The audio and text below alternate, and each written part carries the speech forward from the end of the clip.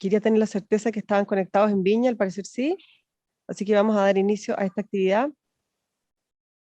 Un segundito ahí. El Día Mundial de la Libertad de Prensa. Así que, bueno, muy buenos días, ¿cómo están? Me da mucho gusto poder saludar a este gran grupo de la Escuela de Comunicaciones y Periodismo de la Universidad Adolfo Ibáñez en este Día Mundial de la Libertad de Prensa. Para nosotras, personas vinculadas al mundo de los medios, al mundo de las comunicaciones, este es un día súper importante, por eso pensamos que era el momento de hacer un alto en nuestra jornada del día lunes y juntarnos a conversar. Tenemos nada menos que desde la Ciudad de México a Alejandro Almazán, gran periodista, gran cronista, y bueno, vamos a tener una conversación de 1 hora con ustedes en el estudio, otros estudiantes en Viña del Mar, en nuestra sede de Viña del Mar, y por supuesto porque creemos que la libertad de prensa es un bien muy importante, un derecho sumamente importante, y sabemos también que de la calidad de esa libertad depende también la calidad de nuestra democracia. Así que, Alejandro, muy buenos días y muchas gracias por acompañarnos. No, ¿qué tal? Buenos días. Al contrario, muchas gracias, Bárbara. Y bueno, pues gracias también ahí a la universidad, ¿no? Adolfo Ibáñez. Y bueno, a chicas, chicos que nos están viendo, gracias por estar aquí. Bienvenidas, bienvenidas. Alejandro no solo es Premio Nacional de Periodismo, ha sido premiado por sus textos, sino también, para los que lo vieron, es uno de los escritores de la serie El Chapo, ¿eh? Así que vale, que tuvo que reportear muchísimo, así que tiene vasto conocimiento sobre la materia. México lamentablemente tiene un historial, Alejandro, vamos a partir ahí de lo más evidente, tiene un historial muy macabro en materia de asesinatos a periodistas. Este año van 7, las cifras que estaba buscando hablan de más de 150 desde el 2000, Así pero es. pero a nosotros nos llegan solo cifras. Cuéntanos un poco cómo lo viven ustedes realmente, cómo lo viven los periodistas, cómo viven los periodistas esta situación.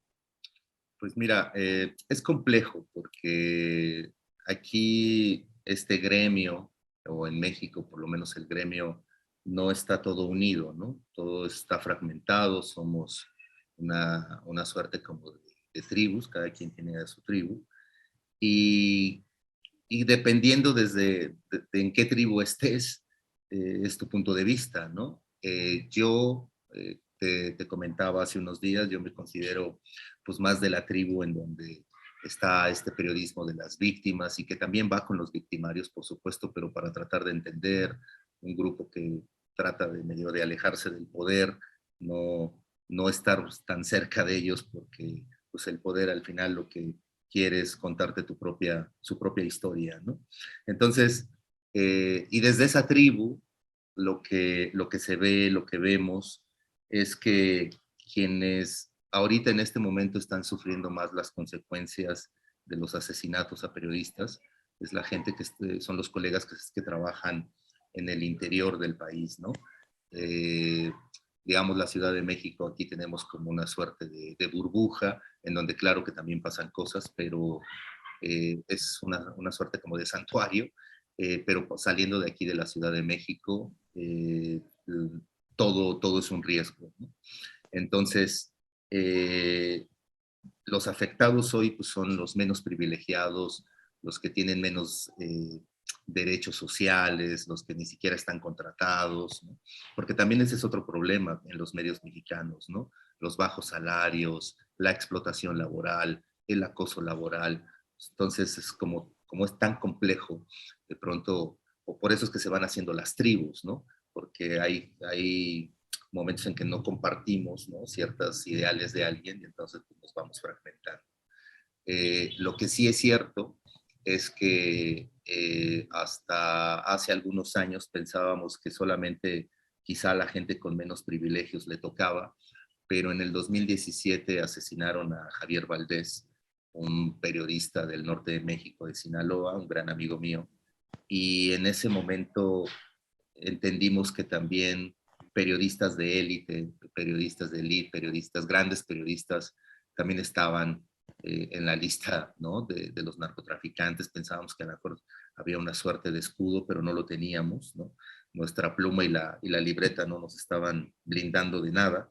Y creo que ahí es donde medio cambió un poco la idea de que solamente a periodistas, a colegas que no fueran incluso reconocidos, se les asesinaba, ¿no?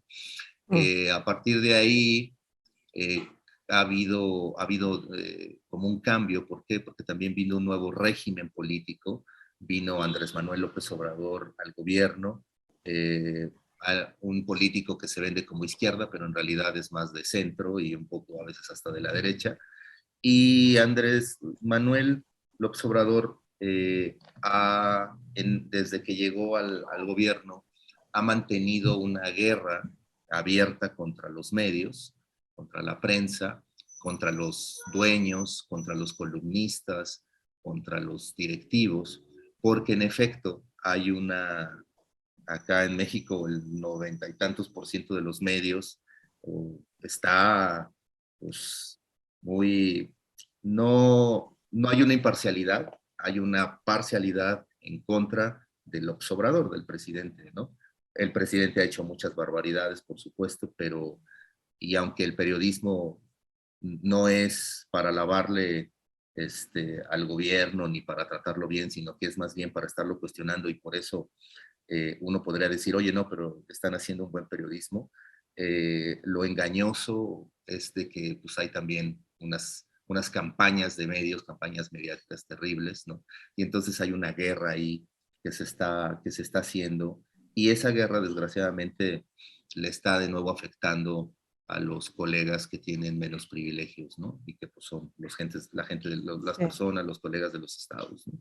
Así está más o menos, o sea, es decir, el, el, el problema de los asesinatos tienen que ver porque hay mucha impunidad en México. Solamente el 2% de todos los delitos en México, feminicidios, asaltos, secuestros, asesinatos de periodistas, hay un promedio en que solamente el 2% de esos delitos se resuelven. Es decir, hay un 98% de impunidad, lo que te lleva a que, bueno, pues puedas matar periodistas, puedas matar mujeres, puedas matar a quien sea, ¿no? O Y sea, no es un pasa nada. país. No, te estaba preguntando que justamente el presidente tuvo una muy mal arranque, ya no estamos arranque, estamos en la mitad de su relación con la prensa, incluso en sus puntos de prensa, comentábamos el otro día que él muchas veces se encarga de decir quién es quién en el mundo de los medios de comunicación, una cosa que obviamente se puede interpretar de muchas maneras, pero Sí. ¿cómo lo ve el país? ¿Cómo lo ve la ciudadanía? ¿Cómo está el respaldo hacia la prensa, los niveles de confianza?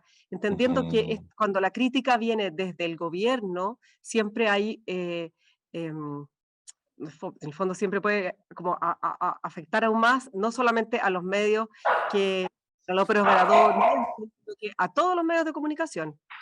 Ujú, ujú.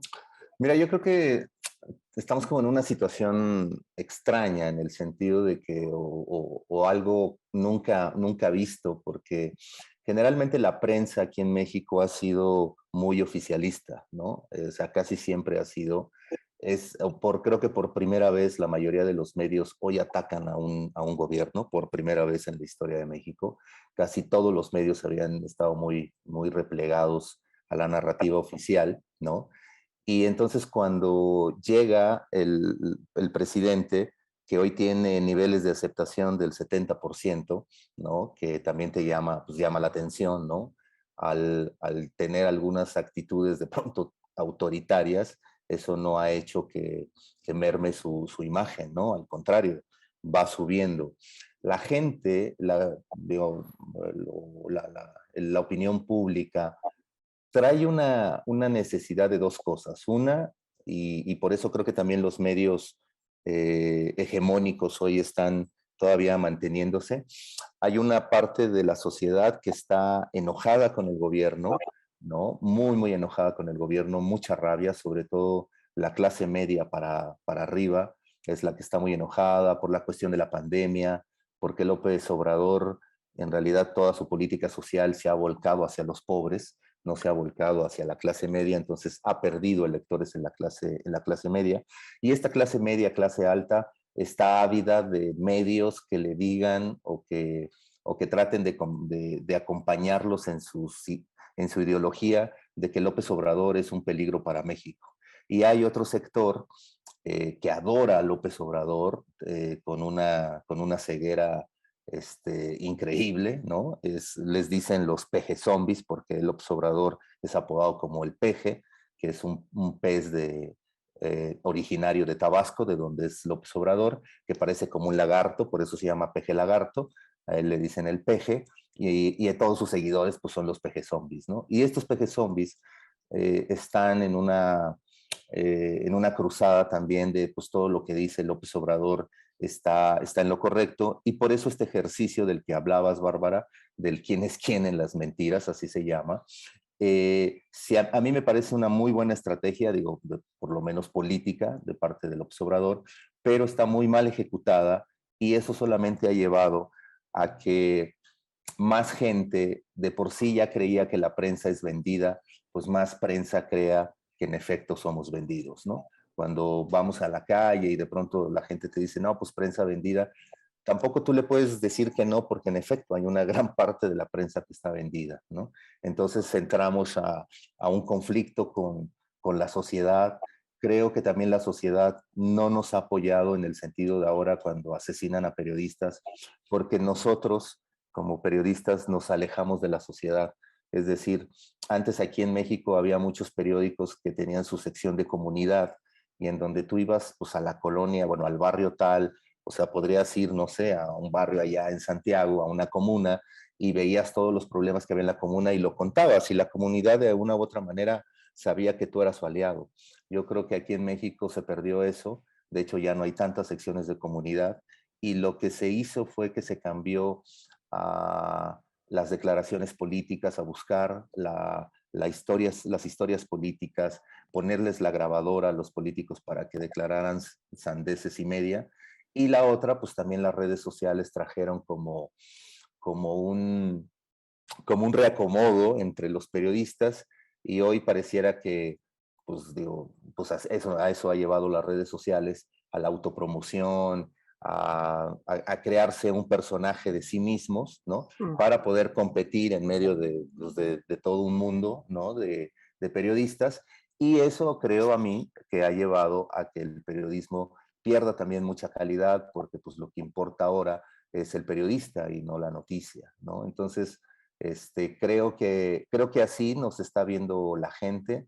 Te lo digo porque, bueno, participo yo en algunos programas acá en México y veo los comentarios, y el público, eso es lo que dice, ¿no? O sea, están ávidos de encontrar, digo, obviamente digo, los dos grupos están ávidos de encontrar sus propias, que coincidan sus ideologías, pero también hay otro sector, un tercer sector que está buscando información neutra, un poco más informada, más transparente, ¿no? Donde uno pues trata de medio de equilibrar, de decir, sí, López Obrador es el malo de la película, pero tampoco es el malo porque también logra hacer esto. Es decir, buscar un equilibrio que, bueno, pues que creo que al final es lo que debemos de buscar los periodistas, pero aquí se perdió ese equilibrio, se perdió esa neutralidad, que al final también yo sé que no le existe, porque yo o sea, y siempre lo trato de decir cuando hablo en público. Yo digo que soy pro AMLO, es decir, soy del grupo de pro presidente, pero no soy peje zombie, ¿no? Hay muchas cosas que no le compro al presidente, que le critico muchísimo, ¿no? Pero creo que decirle al público nuestras simpatías políticas, incluso quienes nos han financiado en algún momento, creo que es parte también de los periodistas, de nuestra ética periodista, de decirle a nuestro público, somos esto y ustedes juzguen, ¿no? O sea, es decir, porque tenemos una responsabilidad, y hay mucha gente que cree en lo que nosotros les estamos diciendo, entonces tenemos esa responsabilidad, pero a veces los periodistas creemos que por ser, como no somos funcionarios, entonces no tenemos de pronto ciertas obligaciones morales o éticas, pero sí las tenemos, ¿no? Aunque nosotros pensemos que no, Bárbara. Ya me extendí, perdón. Sí, no, es que sí, me interesa mucho el tema del periodista como influencer, ¿no? Pero como me había quedado con un tema antes de la situación de los asesinatos a periodistas, eh, que yo sé que es algo que pasa más fuera de la Ciudad de México que en la Ciudad de México, donde vive la mayor parte del país, pero de todos modos sigue siendo un tema importante. ¿Cómo lo viven ellos en sus, no sé, pues Michoacán, en los estados donde Claro, están más comprometidos. ¿Cómo sí, viviste también tú el caso de tu de tu amigo, gran amigo, sí, claro. en el fondo? Porque, bueno, de hecho, de parte la idea incluso de conversar contigo hoy fue a raíz de las cartas que escribiste, que están publicadas en Relato, que sale en el fondo cuando tú le escribes a tu amigo después de que se murió, ahí recordando eh, como experiencia muy bonita además, pero como tú decías, fue un remesón también para los periodistas que están en México, un poco alejados de toda esta Mm, situación. sí, sí, mira, respecto a Javier, yo lo que te podría decir es que, bueno, pues quizá él también representa un poco, a pesar de que era reconocido internacionalmente, pero creo que representa muy bien a los colegas de los estados, ¿no? Este colega que está solo prácticamente peleando contra el crimen en sus propios pueblos, en sus propios barrios, ¿no? Nosotros, los de la Ciudad de México, vamos a esas ciudades, estamos algunos días y nos regresamos, ¿no? Y podemos publicar lo que sea porque no son nuestros terrenos.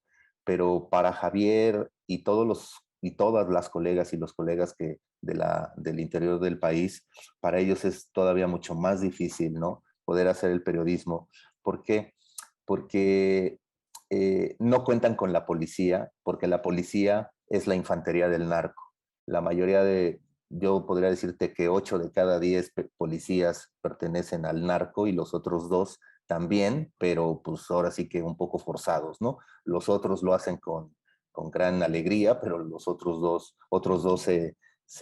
lo hacen un poco obligados, ¿no? Entonces, esto de que la policía, de que funcionarios públicos, de que el propio alcalde o el gobernador estén involucrados en el narcotráfico, porque aquí en México, aunque nadie lo dice, pero sí vivimos en un narcoestado, así ha funcionado durante décadas México, ¿no? Entonces, acabar con el narcotráfico es como quererse quitar una pierna, entonces está muy difícil que México haga eso, ¿no? Pero bueno, estos colegas que están ahí en sus estados tienen todo en contra, tienen al Estado, tienen a sus medios, porque los medios tampoco les pagan muy bien, los medios que hay aquí en la Ciudad de México que tienen a sus corresponsales también les pagan una miseria, les pagan $1 por una nota, o sea, que es una grosería, ¿no? Y todas esas situaciones pues van matando también, ¿no? Estos periodistas de los estados buscan sus propias maneras de financiamiento, hay quienes las hacen de una manera más legal, buscando, no sé, financistas, pero hay otros que enteramente les da el dinero el Estado, ¿no? Los gobiernos, entonces empiezan a haber algunas complicidades ahí. La mayoría de los asesinatos que han pasado con colegas, siempre hay un policía o hay un funcionario involucrado, ¿no? Entonces, por eso también está ahí, entonces están tan vulnerables ellos, ¿no? Porque no hay un Estado de Derecho para poder ejercer ellos bien el periodismo o la libertad de prensa, ¿no? Entonces, y Javier le ocurre eso, ¿no? A Javier le sucede eso, se queda solo, y a pesar de que él trabaja para un medio o trabajaba para un medio muy importante aquí en México, La Jornada, el periódico le propuso algunas alternativas que no le convenían a Javier ni económicamente, ¿no? Ni familiarmente, ¿no? Porque era casi desprenderse de su familia. Él al final decidió que se iba a quedar en Culiacán y bueno, pues las consecuencias fueron que le dieron 12 balazos en un mediodía el 15 de mayo, ¿no? Del 2017 y pues muy representativo los 12 balazos porque él tenía un medio, o tiene el medio de Río 12, ¿no? El fondo Río 12. ¿Por qué? Porque en Culiacán son 11 ríos, bueno, en Sinaloa hay 11 ríos y ellos pensaban que su medio era el otro río, ¿no? Era el 12º río de Sinaloa, por eso le llamaron o le llaman Río 12, ¿no? Y así uno va viendo las historias de cada colega, la familia es la que termina destrozada. Yo pues conozco muy bien a la familia de Javier, por supuesto, y es un dolor muy fuerte cuando ves cómo la viuda no ha superado el luto, cómo los hijos se les quebró también la vida, ¿no? Y por más que la gente estemos cercanos a ellos y estemos preocupados por ellos, al final ellos son los que tienen que salir solos, ¿no? Y están haciendo su propio luto. Se vinieron a la Ciudad de México, dejaron Sinaloa, ¿no? Es decir, o sea, de esto del asesinato de periodistas no solamente, como tú decías, Bárbara, son como números, ¿no? Hay unas historias, ¿no? Brutales, ¿no? En donde pues, se cuentan, pues ya no solamente a los colegas asesinadas, sino también a sus familiares, ¿no? Y cómo estos familiares, de una u otra manera, también pues perdieron la brújula ante la ausencia, ¿no? de los colegas. Entonces, muy frustrante. El Estado trata de ayudar a la familia, pero el Estado solamente da poco dinero, la familia no confía en ni los colegas confiamos como en todos estos sistemas que hay para cuidar a periodistas. Hay un programa de protección a periodistas, pero que es un poco absurdo porque dan un botón de pánico literalmente, y ese botón de pánico está conectado a las autoridades estatales, que son las que generalmente pues están acosando a los periodistas, ¿no? Entonces pues no resulta algo bueno este sistema de protección de periodistas. Y a nivel federal pues también es complicado, ¿no? Hay sistemas locales y sistemas federales, pero los dos no tienen ni pies ni cabeza, no le pueden ayudar mucho a los periodistas. Por eso también ha habido este año, tú hablabas de siete asesinados, la tercera colega que asesinaron, a Lourdes Maldonado de Tijuana, salió la gente, salimos, bueno, por fin, ¿no? Marchamos, obviamente solamente los periodistas, 300 periodistas, no estaba la gente, necesitábamos a la sociedad, pero bueno, solo estábamos los periodistas frustrados. Y yo ahí me di cuenta que todos tenían distintas necesidades, ¿no? Salarios, lo que les decía, el acoso sexual, el acoso laboral, no hay seguridad social, es decir, ni siquiera tenemos un médico por parte de los trabajos o parte del Estado. Si a uno lo asesinan, bueno, pues la familia queda desamparada, ¿no? Y había tantas necesidades que al final yo con la que me quedo, que, pues que es la necesidad básica, la que necesitamos y que la que tendríamos que pelear aquí en México, pero no lo hacemos porque pues cada quien trae sus propios intereses, es el bien común, que es la vida, ¿no? Yo creo que no importa, está bien, me pueden a mí aumentar el salario, me pueden dar un seguro de vida, o me pueden dar seguridad social, tener un hospital privado, pero si no me garantiza el Estado todavía la seguridad de que yo puedo ejercer mi oficio, no importa, o sea, no va a importar el salario, ¿no? Por eso creo que en lo primero que nos tenemos que enfocar aquí en México, en el gremio, es en la cuestión de la vida, ¿no? La vida, y luego ya empezar a bajar las necesidades particulares, que son muchísimas, muchas. Hay una precariedad, yo diría que incluso más allá de lo inusual, ¿no? Para un gremio que no debería de tener tanta precariedad, sino al contrario, tener un poco más de herramientas para poder ejercer su labor, ¿no? Sí.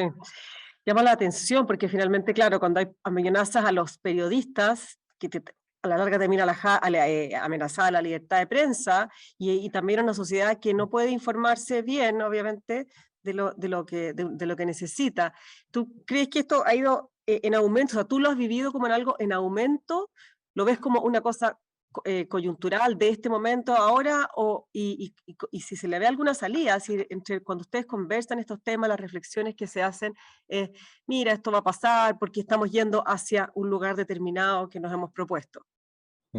Fíjate que lo que vemos o lo que yo escucho entre colegas es que han planteado como un sindicato, han planteado como paros nacionales, pero siento que cada vez hemos sido pues, peor, ¿no? O sea, vamos como, o sea, digo, estadísticamente iríamos hacia arriba, pero bueno, vamos en caída libre, ¿no? O sea, no vemos el fondo. Y yo más bien lo que les he planteado, pero no me han seguido, soy el único ahí. Yo decidí como decir, vamos a hacer un bloque negro, hay que hacer ya más radicales, o sea, empecemos a cerrar calles, empecemos, o sea, a cerrar oficinas gubernamentales, porque es la única manera de pronto aquí en México, o sea, quizá esa manera más salvaje, más radical, son de pronto las únicas maneras en las que a uno le hacen caso, ¿no? No Mm. hay no hay una reacción del gobierno, hay una indiferencia así brutal. Hace unos días una, una mamá, bueno, mataron a un chico, la mamá fue a pedir justicia a la Procuraduría, le dijeron que no y la señora enojada fue y cerró una vía súper importante aquí en la Ciudad de México durante 8 horas. Se presentó entonces ya las autoridades con la orden de arresto para la persona que había matado a su hijo, es decir, ya con una justicia rapidísima, ¿no? Y obligando a eso a la justicia. Y yo era lo que les decía a los colegas, miren, esto es lo que tenemos que hacer, porque es la única, ¿verdad? La única manera en la que están reaccionando las autoridades en México, ¿no? Hay una indolencia, ¿no? A veces el periodismo aquí saca, o los periodistas sacan muy buena información de corrupción, de impunidad, en donde un periodista debería donde el funcionario debería incluso de renunciar por lo grave que están sacando de información y no pasa nada, absolutamente nada, ¿no? Entonces, eso es frustrante porque pues, tú también como periodista dices, bueno, me estoy arriesgando la vida por nada, ¿no? Ahora pareciera que estoy arriesgando la vida por nada. Yo vivo al lado de la Fiscalía General de la República, donde el fiscal general acaba de utilizar todo su poder para encerrar a su cuñada en la cárcel, llevarla a la cárcel, porque la cuñada no cuidó a su hermano y su hermano se murió, ¿no? Y bueno, la señora ya salió de la cárcel, el fiscal ha quedado completamente desacreditado, pero ahí sigue y ahora anda persiguiendo a varios que le hicieron la vida imposible y no va a pasar nada, ¿no? O sea, eso es como lo triste de pronto de México, del país, ¿no? En donde la impunidad de verdad es demasiada. Entonces, ante esa impunidad, pues tampoco tienes ni una buena calidad o sea, tu democracia está muy débil y a la par, como bien lo dices, Bárbara, pues también el periodismo muy, muy debilitado, ¿no? O sea, y a la vez sumergido en peleas, ¿no? Digo, como son todos los gremios, pero pues aquí las peleas son más encarnizadas, ¿no? Entre colegas. Aquí sí, perro sí come perro, dice, hay un dicho que perro no come perro, pero no, aquí sí, perro sí come perro, ¿no? Tremendo. Tú hablabas también del rol, o sea, de la figura esta que ha emergido con las redes sociales, que es el periodista influyente, que cultiva mucho una identidad personal, que incluso a veces allá me imagino que lo auspician marcas o que, en fin. ¿Cuál es el rol que están jugando estas figuras muy conocidas ante la opinión pública? Muchas son figuras de televisión, en esta problemática de indefensión, malos salarios, malas condiciones laborales, amenazas del narcotráfico en esto. No, fíjate que no les interesa. O sea, a estos periodistas influencer o estos periodistas que se autopromueven todos los días, la verdad es que todos estos problemas no les interesan. Están más en una situación de índole personal, de índole individual. Yo veo a mucho colega acá que quiere, pues, tener, pues claro, o sea, todo el mundo quiere ganar bien y quiere vivir bien, ¿no? Y quiere, pues, tener su balconcito en casa, etc. Pero siento que aquí todo este aspiracionismo dentro de los colegas ha llevado a, pues, a que en este momento esté un poco desvirtuado el periodismo y solamente estén pensando en su beneficio personal. Aquí acaba de haber un caso, o hay todavía un caso muy, muy fuerte. Yo creo que no había habido esta cuestión mediática tan brutal. Asesinaron, bueno, nosotros, bueno, mi esposa y yo, y la mayoría de la gente en México cree que fue asesinada, en efecto, una chica que se llama Devani.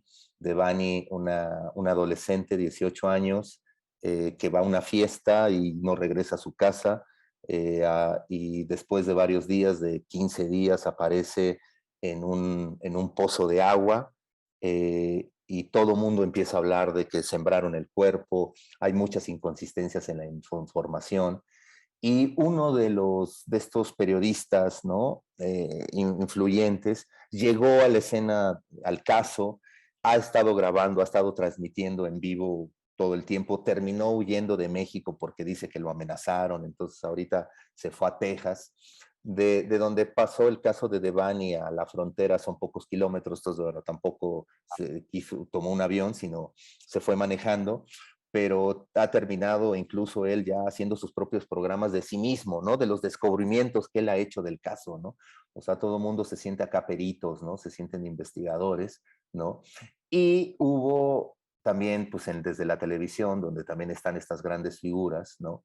Hubo una revictimización de Devani, sacaron videos que ni siquiera los padres conocían, se dio a entender, porque así lo dijo la conductora, que bueno, pues Devani se lo buscó porque pues casi llevaba drogas, estaba en una fiesta, entonces los papás la dejaron salir, entonces era culpa casi de la víctima haber sido asesinada, ¿no?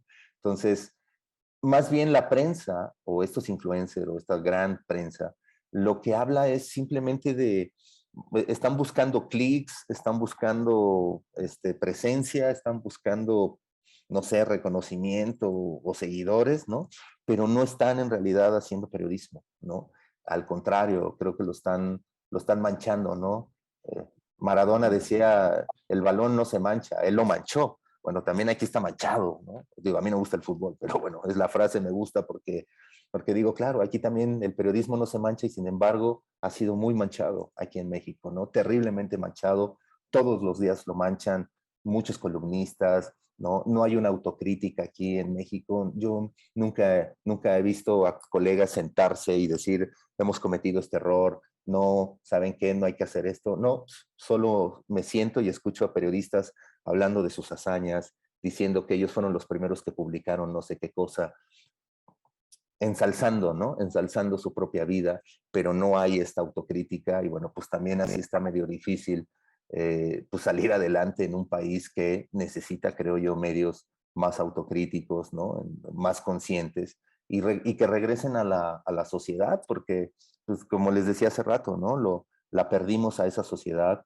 ya no nos interesaron mucho sus problemas, lo que nos interesó es acercarnos más bien al poder, tratarse de acostar con el poder para tener algunos privilegios. Y eso pues ha traído consecuencias hoy, cuando asesinan a un colega, pues solo salimos 20, 30 o 100 periodistas, pero la sociedad no está atrás de nosotros, ¿no? Y es frustrante, ¿no? Y se preguntan, oye, ¿y por qué la sociedad no nos busca? Pues, pues, pues hagan una autocrítica y se van a dar cuenta por qué, ¿no? Piensan que no, que la sociedad es muy injusta con ellos, con los colegas, porque pues nosotros tratamos de ser el puente de la sociedad, pero no, pues no es cierto, ¿no? El periodismo, por lo menos acá en México, ha perdido mucho de ser el puente de la sociedad. Por fortuna todavía hay un pequeño grupo, ¿no? Yo por eso les contaba hace rato de las tribus, todavía hay un pequeño grupo comandado por Marcela Turati, Daniela Rea, Daniela Pastrana, Patti Mayorga, puras mujeres, por fortuna, ¿no? Porque si lo comandaba un hombre iba a ser mal, ¿no? Pero toda esta corriente comandada por mujeres, donde ven desde otra manera, desde una manera más compasiva, desde una manera más desde la víctima, ¿no?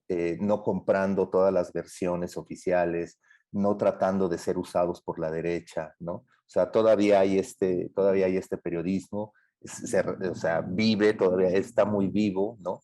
Tiene que resistir los embates de un poco de la cuestión económica, ¿no? Porque pues, son medios que también no tienen a los grandes auspiciadores, no tienen a un político atrás, no tienen o a un gran empresario atrás, tienen a fundaciones y bueno, pues con ese dinero pues están tratando de armar muy buen periodismo, ¿no? O sea, sí hay, por fortuna existe todavía ese pequeño grupo, ¿no?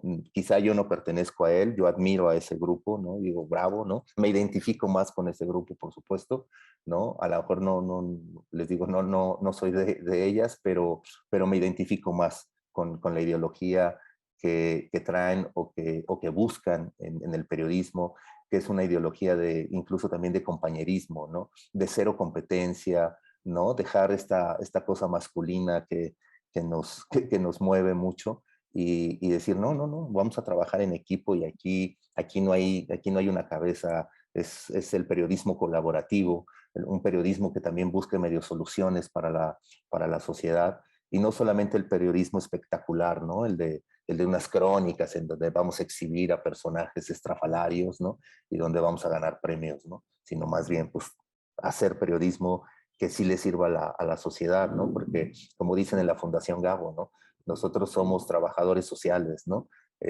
no sé cómo se llama en Chile, pero el término de trabajador social aquí lo entendemos en México como esa gente que no espera ni las grandes ganancias, ni el gran reconocimiento, solo espera ser buena persona, ser transparente y tratarle de ayudar a alguien a contar su historia y que esa historia, bueno, trascienda y que pueda cambiar la vida de esas personas, ¿no? Creo que eso es a lo que a lo que se debe de aspirar. Desgraciadamente, pues conforme vamos avanzando en el mundo del periodismo y vamos conociendo el poder y nos vamos relacionando con el poder, uno va queriendo más y más y más y más, y creo que ahí es donde se empieza a desvirtuar, ¿no? El gran periodista, que ha habido grandes periodistas de izquierda y que hoy están ahí en la ultraderecha, ¿no? Así, son los más, los más críticos, ¿no? De la izquierda, ¿no? Entonces eso sorprende aquí en México cómo hay gente que se ha cambiado así de bandos brutal y que también se agradece porque uno entiende o ya ve realmente qué tipo de periodista es cada uno, ¿no? Y eso yo creo que también para el público le sirve, porque bueno, el público va valorando también pues, nuestros comportamientos, ¿no? Alejandro, tú deslizaste el tema de, bueno, contaste el caso de esta mujer que fue asesinada. Aquí el movimiento feminista en Chile de alguna manera obligó a los medios a hacer una reflexión importante, no todos, pero sí, desde un tiempo a esta parte se han cambiado formas de cubrir ciertos temas, la mirada, los encuadres, por supuesto, las fuentes que uno elige a la hora de reportear. Eso en México, que es un país profundamente machista y todos lo sabemos, el movimiento feminista ha cambiado en algo, ha ayudado, ha contribuido tal vez a hacer un periodismo también eh, con enfoque de género, si se quiere decir de alguna manera. Mira, yo lo que miro, y la verdad es que lo miro a través de los ojos de mi esposa, por una cuestión en la que ella pues le sabe más al feminismo. Chile está más avanzado en esta cuestión del feminismo. Incluso ahorita contaré una historia personal, pero Chile, o sea, yo lo veo con mi esposa, con sus amigas, ¿no? De la academia, de ahí estuvieron en la católica, ¿no? En letras, etc. Pero toda esta todo este grupo feminista que tiene mi mujer, bueno, yo a través de esos ojos lo miro, y porque si lo viera a través de los ojos de un mexicano, yo te diría, sí, sí, sí se están haciendo cosas, pero si se están haciendo, pero si los veo desde los ojos más de mi esposa, digo, no. Aquí hay un feminismo muy, o sea, de antiguo, el de los años 70, 80, ¿no? 90, que fue muy poderoso aquí en México, pero como vino la guerra del narco, las mujeres se dedicaron a buscar a sus desaparecidos y como que ahí medio gran movimiento feminista tuvo un alto. Y luego surgió de nuevo un nuevo movimiento que fue en el 2019. Acá en México, como estamos muy cerca de Estados Unidos, pues el feminismo blanco es como la base. Entonces surgió el Me Too en México, ¿no? Vino el Me Too, yo fui denunciado en el Me Too, para mí fue un golpe brutal, porque yo no entendía muchas cosas de mi machismo, no, de hecho ni sabía que tenía algunas actitudes machistas.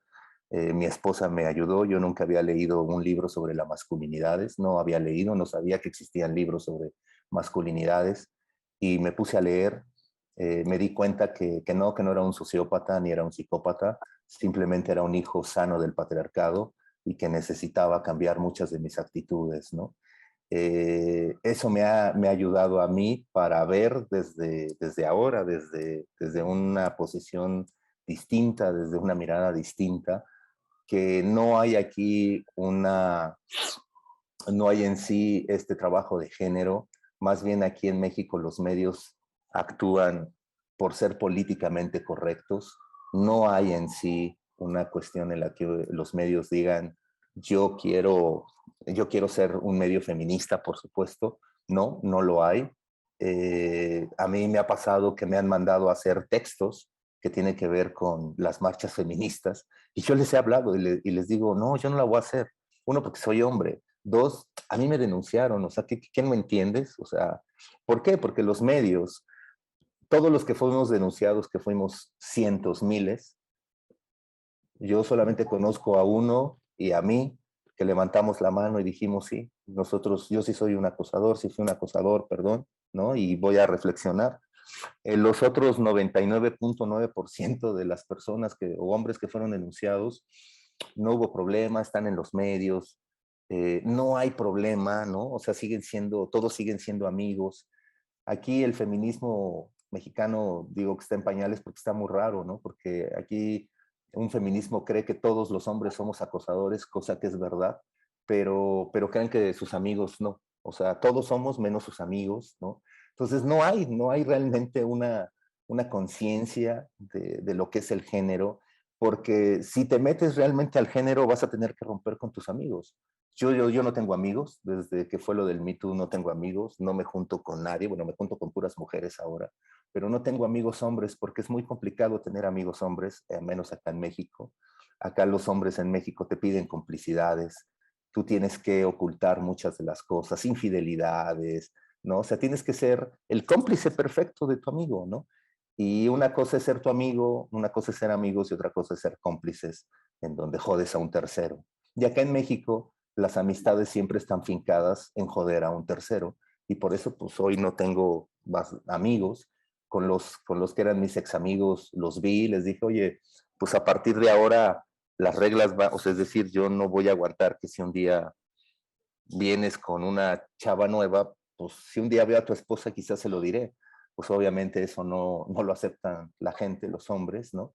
Y por eso se han ido de mi vida, ¿no? Se han ido también pues porque yo represento para ellos un espejo, porque somos igual ¿no? O peores, no lo sé, de acosadores. Entonces, bueno, eso es lo que ahora yo lo veo desde ese lado, ¿no? Lo veo. Y mira, el Me Too fue un gran pretexto para poder hablar del machismo, para poder hablar del acoso, para poder hablar de temas de cómo cubrir el feminicidio, etc. Y nada, simplemente fue como algo en lo que, pues sí, surgió, no hubo un debate en sí, solo se rompieron amistades, solo se formaron otros grupos en donde, bueno, pues ya unos son los acosadores, otros son las buenas personas, ¿no? O sea, la cultura de la cancelación y todas estas cosas del feminismo blanco que digo, hoy yo he entendido que en cada país debe haber sus reglas, que cada país tiene su contexto. El feminicidio en Bolivia no es el mismo que en México. En México asesinan a 11 mujeres al día. La gran parte las asesinan dentro de sus casas, ¿no?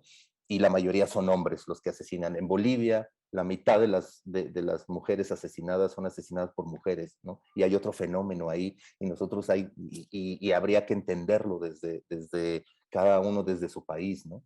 Pero aquí, quizá como estamos tan influenciados de los gringos, entendemos el feminismo de otra manera, ¿no? O sea, yo he visto a muchas colegas periodistas que dicen, o sea, esta conductora siempre está con la bandera de feminista y terminó revictimizando a Devani, ¿no? Y se disculpe diciendo, bueno, todos cometemos errores, pero yo sí hice mi trabajo muy bien. O sea, se disculpa y ¿no? Como los hombres, como esta cuestión masculina, ¿no? De sí, pero ¿no? O sea, no, o sea, sí, hay que aceptar los errores y nos equivocamos y si tu prestigio y si tu nombre se manchan, bueno, ni hablar, o sea, uno no lo buscó, uno tiene que ser responsable de sus actos y de su pasado, ¿no?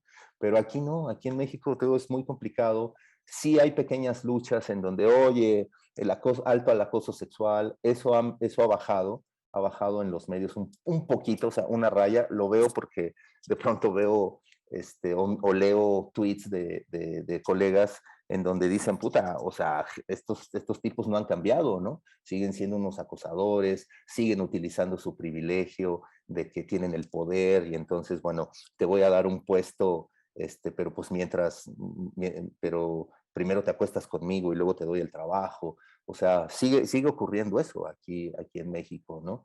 Y se trata de meter el lenguaje incluyente. Yo el otro día hice una nota con lenguaje incluyente porque además tenía que ver con la cuestión incluyente y en el propio medio me dijeron, oye, esto de las X y de las C las vamos a quitar, cabrón. No, o sea, aquí vamos a poner todo ahora sí que en masculino, ¿no? Y yo, bueno, está bien, ¿no? Es decir, ni siquiera los medios, o sea, cuando quieren hacer algo elaborado que tiene que ver con la cuestión de género, ni siquiera lo entienden, ¿no? O sea, aquí incluso hay con fallas a veces de conceptos. Yo ya ahora ya me siento con los colegas y primero lo que les pregunto es, a ver, ¿qué concepto tienes tú, por ejemplo, del neoliberalismo? Porque a lo mejor desde ahí estamos partiendo mal, ¿no? Y muchos colegas creen que el neoliberalismo es solamente una etapa, ¿no? De la vida compuesta por 2, 3 personas, ¿no? Y ahí está, pues desde ahí empezamos mal, ¿no? O sea, porque uno dice, puta, ¿no? Incluso cuando les preguntas, oye, sobre las masculinidades, ¿no? Y se te quedan viendo como diciendo, puta, ¿eso qué es, no? Digo, así como yo me le quedé viendo a mi esposa cuando me dijo sobre las masculinidades, pero pues creo que tuve a lo mejor la, pues decir, a ver, sí, a ver, dámelo, ¿no? Como estuve como abierto, a ver, pues deja leer, ¿no? Aquí no, aquí nadie está abierto a leer sobre esto, ¿no? Entonces está complicado, es muy complicado, ¿no? El tema. Alejandro, en honor al tiempo, vamos a darle espacio a nuestros estudiantes que están escuchándonos en Viña y acá en Santiago. Tengo algunas preguntas en el chat que te voy a leer, voy a sintetizar dos que hay acá que se complementan Venga. y si nos puedes ayudar. Diego Chicano está en Viña, pregunta cuál crees que son los incentivos para que los jóvenes sigan estudiando periodismo considerando que pueden ser asesinados. Y también Valentina Figueroa nos pregunta ¿por qué vale la pena estudiar periodismo? Ya. Hace unos años yo era de los que llegaba con chicos a las universidades y siempre, y llegaba y les contaba puras historias trágicas, ¿no? Y entonces de pronto me decían los profesores, oye, pues es que la idea era que vinieras a motivar a los jóvenes y no a contar las historias trágicas, ¿no? Y yo dije, no, pues sí, sí tienes razón, ¿no? Y ya, ¿no? Ahora cuando llego, o sea, les digo, miren, y lo tomo más bien como desde mi generación o lo que pasó en mi generación y digo, sí, claro, porque no habría que generalizar, ¿no? Digo, no, mejor les cuento qué fue lo que pasó en mi generación y a lo mejor ustedes van a ser parte también de esa generación. Yo creo que no todos los colegas o no todos los estudiantes al final les interesa cubrir la violencia o les interesa cubrir temas en donde la vida está más arriesgada, porque hay unos quienes sí le tienen apego a la vida, ¿no? O hay quienes sí tienen, quienes son un poco, o que decimos, no, no, no tenemos ese valor para enfrentarnos de pronto a esto. Entonces, ahí algunos nos autoeliminamos, ¿no? En ese sentido. Pero va a haber otros en donde nos va a faltar un tornillo, qué sé yo, o somos más machitos, o nos enseñaron que somos más valientes, ¿no? Y que nos vamos a atrever a cubrir temas que son peligrosos, ¿no? Yo a los jóvenes les digo, miren, una nota vale la vida, no, no, no, no, no, no, no la vale, la verdad es que no la vale. Yo he visto a muchos colegas pues, que han sido asesinados por unas notas y lo último que queda de ellos es que les ponen su nombre a un salón de clases, a una redacción. No, yo no quiero que le pongan a un salón de clases mi nombre por haberme muerto, ¿no? Este, pero, pero hay quienes por manera natural terminamos haciéndolo. O sea, Marcela Turati y yo quizá no somos tan iguales porque, bueno, pues yo soy muy, muy, muy macho, ¿no? Sin embargo, ella también le entró a la cuestión del crimen, ¿no? De reportear el crimen, claro, desde otra perspectiva, desde las víctimas, yo desde los victimarios. Pero, pero eso, ¿cómo les diría? Me ha llevado como a entender que, que sí, podemos hacer esas notas y todo, pero al final no va a valer la pena, de verdad. O sea, yo insisto en que aunque estemos un poco medio chiflados o nos falte un tornillo y queramos ser intrépidos, a veces de verdad no vale la pena, pero unos sí lo van a hacer y está bien que lo hagan y qué bueno que va a haber gente que lo haga. No sabemos quiénes, ¿no? En mi generación yo nunca hubiera pensado que yo iba a ser uno de los que me iba a arriesgar, ¿no? Y puta, fui el primero, ¿no? Fui el primero y me pasaron muchas cosas y de pronto cuando volteé y todos me decían, no, pues es que tú eres el primero que se aventó, yo dije, diablos, ¿no? Es decir, yo no lo sabía, yo no lo tenía programado, ¿no? Yo cubría deportes, imagínense, ¿no? O sea, era súper bonito ir a ver el fútbol americano y el fútbol, soccer, ¿no? O sea, aunque no me gusta el fútbol, pero bueno, era más divertido, ¿no? Y de pronto yo dije, no, yo quiero cubrir cosas que tengan que ver con la pobreza, con las cuestiones sociales, ¿no? Porque pues al final creo que eso ahí ayuda el periodismo. Y poco a poco me metí al crimen y terminé en zonas en donde, pues, terribles, me han amenazado, me he tenido que ir del país, ¿no? O sea, hoy tengo 50 años, hoy veo la vida diferente después de leer masculinidades.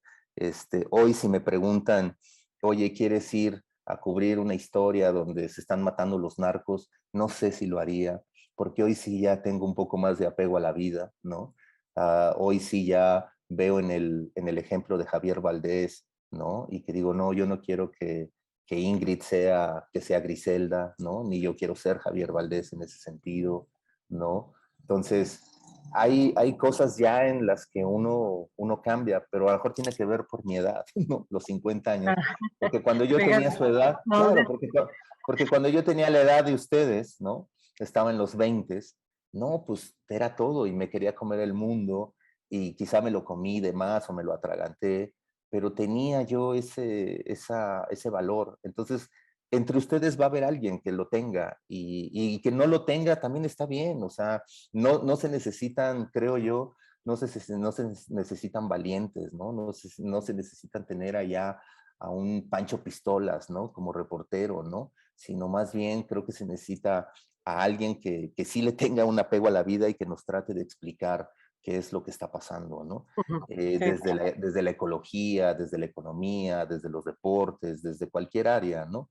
Y sobre la violencia, pues bueno, les digo, va a haber ahí gente, yo crecí, solamente también les digo por qué entré yo como de una manera orgánica a la violencia. Yo vengo de un barrio violento, o sea, vengo así como de una comuna, casi vengo de una favela, ¿no?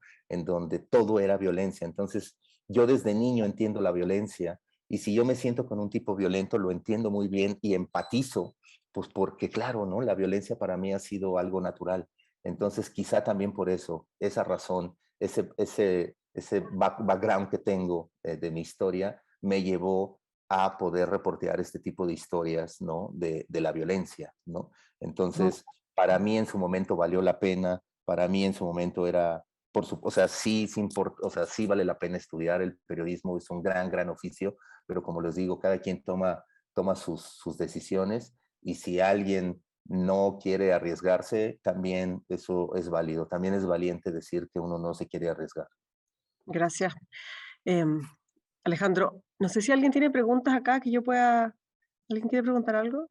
¿Ahí? ¿Sigo con Viña? Saba. Atrévanse, atrévanse. ¿En qué punto cuál cree que fue el momento en el que se fragmentó tanto el periodismo en México y si tiene alguna relación con este narcoestado en México? Más o menos No sé si, escuché, pero no mucho. No. sí, ¿en qué momento se produce este quiebre, esta fragmentación de la que tú nos comentaste del periodismo? Nos preguntan alguna. Y si se relaciona con la aparición o con el fortalecimiento del narcotráfico.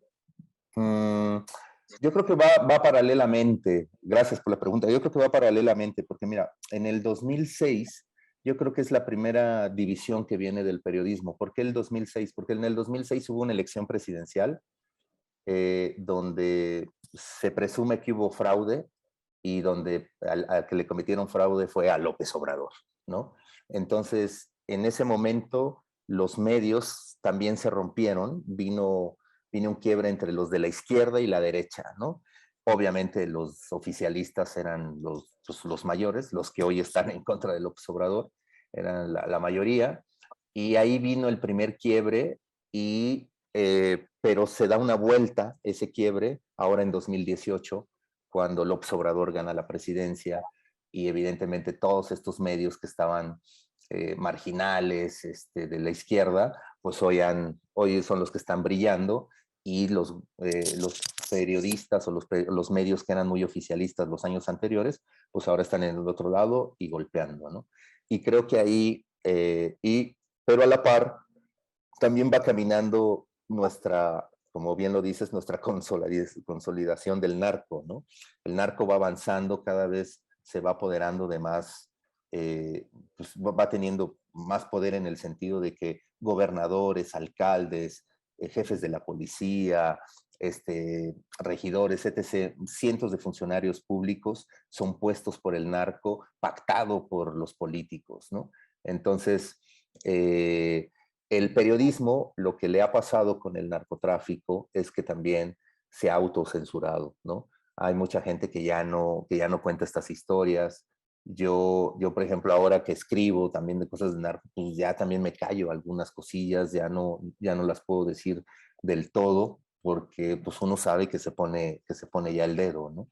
Entonces, sí, va paralelamente. Aquí en México lo político y el narco es lo mismo, ¿no? O sea, y conforme la política se mueve, el narco también. Es decir, hoy el narcotráfico, por ejemplo, los grandes cárteles de México, el de Sinaloa, el de Jalisco, el de Tijuana, todos ellos crecieron en un sistema de la derecha o del centro, el PRI, el PAN, acá son nuestros partidos, el PRI es el del centro, el PAN es el de la derecha, y Morena es una cosa extraña que puede ser extrema izquierda, pero también extrema derecha, es un animal muy raro, ¿no?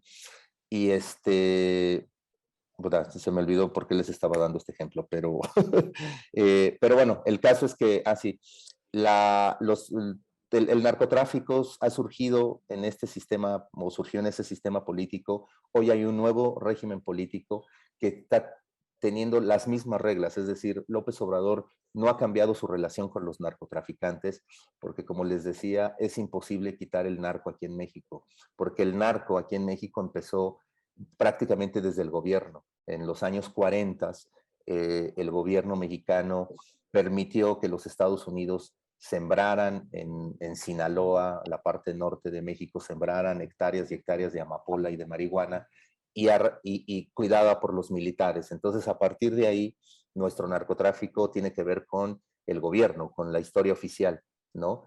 Y hasta ahora, militares y políticos son quienes están dentro de la estructura del narco, junto con banqueros, junto con empresarios, junto con los narcotraficantes, ¿no? Por eso es que, bueno, aquí hablamos de un narcoestado, ¿no? Y creo que así es, o sea, y el periodismo pues se ha quedado en medio digamos, como quizá de esta guerra o de estos movimientos o de estos cambios, y siento que de pronto tampoco ha evolucionado el periodismo y que se queda así como, bueno, ¿y ahora qué hacemos, no? Creo que seguimos a veces entendiendo el crimen o hay periodistas que siguen entendiendo aquí el crimen, el narcotráfico, como si fueran unos rancheritos que bajaron del pueblo con pistolas y se están peleando con la policía. No, no, no, no, aquí todos son malos, todos son malos, aquí no hay ninguno bueno, ¿no? Y lo que hay que más bien contar es ver qué tanta responsabilidad tiene cada uno en la estructura del narcoestado. Ujú. Alejandro, estamos en la hora, lamentablemente, en clase después estos alumnos de Santiago y de Viña, entonces lo vamos a tener que dejar hasta acá. Además, yo te había prometido que iba a hacer una hora. No, no te preocupes, Es no, una no, no. súper conversación, súper interesante, un poquito angustiante también enterarse de que se puede llegar a una situación que es tan crítica. Nosotros estamos todavía lejos, eh, pero no Claro, totalmente ajenos, digamos. O sea, hemos no. tenido casi situación de ataques a la prensa importantes en el sur, acá en Santiago, en las manifestaciones, baja reputación a veces. Y bueno, por ahí el llamado también aquí es a no bajar la guardia, ¿no? Así que te Ayer, agradezco. sí, no, ayer Ayer, veía, ¿no? ayer, De una periodista, ¿no? Que le dieron un balazo, ¿no? O sea, sí, no, sí. claro, o sea, no, mira, yo solamente, no, muchas gracias de verdad a todos ustedes, se los agradezco, gracias a los jóvenes, la joven. A mí, yo lo único con lo que quiero que se queden es que al final cada uno hace, o sea, es su historia, ¿no? Periodística, uno se arriesga o no, pero creo que todo el periodismo que se hace, sea el de espectáculo, sea el social, sea el de deportivo, todo es valioso. O sea, es decir, siempre hay historias que contar, a la gente nos gusta y a los lectores les gusta leer historias muy bien contadas, muy bien informadas, ¿no? Y bueno, pues cada quien va a tomar al final su camino, ¿no? Es decir, si a alguien le gusta la cuestión más de la nota policial, bueno, pues adelante, ¿no? Cada uno, les digo, tiene ahí su su propia entusiasmo. Y bueno, y ojalá que sí sigan estudiando periodismo. No los quiero desalentar, de verdad, no, es un oficio muy bonito, pero creo que es muy complicado, o sea, su naturaleza es muy complicada, ¿no? Es quizá como la de los militares, o sea, los militares son máquinas de matar en el fondo, nosotros no somos máquinas de matar, pero tenemos un riesgo, pues severo, ¿no? No tenemos el mismo riesgo quizá que un odontólogo, ¿no? Lo asumimos creo que desde que estudiamos, ¿no? Entonces también pues tengamos conciencia de que el periodismo es una gran herramienta para la gente, pero tampoco nos arriesguen o no se arriesguen tampoco en balde, ¿no? Hay cosas en las que vale la pena arriesgarse, pero no perder la vida, ¿no? Así que bueno, gracias, de verdad Gracias. se los Muchas agradezco. gracias a ti, Alejandro. Espero que sigamos en contacto. Muchas gracias a quienes se conectaron desde la sede de Viña del Mar y quienes están aquí también con nosotros hoy en Santiago. Y un bonito día para conmemorar la libertad de prensa. Gracias, No, Alejandro. Nos estamos viendo. muchas gracias. Gracias, chicos. Se los Voy a sacar agradezco. una foto. Ok. Ya. Listo. Súper. Venga. Ya. Muchas Cuídate mucho. gracias. Hasta Cariños. luego. Chao. Chao, chao.